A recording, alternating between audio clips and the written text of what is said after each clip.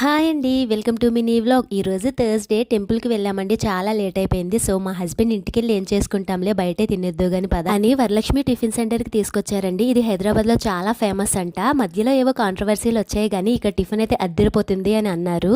నాకైతే దీనికోసం తెలియదండి. నేను రావడం ఇదే ఫస్ట్ టైం అనమాట. ఇక్కడ ఓన్లీ టిఫిన్ సెక్షన్ అండి, మీల్స్ ఉండవు. మెనూ కార్డ్ చూసామండి, చాలా రకాల టిఫిన్స్ అయితే ఉన్నాయి. ఈ ఎండకి నాకు ఇడ్లీ మాత్రమే తినాలనిపించింది. ఎక్కువ ఆయిలీ ఫుడ్ వద్దనుకున్నాను. సో ఇడ్లీ ఆర్డర్ చెప్పామండి. 3 ఇడ్లీ 60 రూపాయలంట. కొంచెం కాస్ట్ ఎక్కువగానే అనిపించింది. ఇక్కడ నీట్గానే మెయింటైన్ చేస్తున్నారండి. తిన్న వెంటనే ప్లేట్స్ తీసేసి నీట్గా క్లీన్ చేస్తున్నారు. నాకైతే చాలా బాగా నచ్చింది.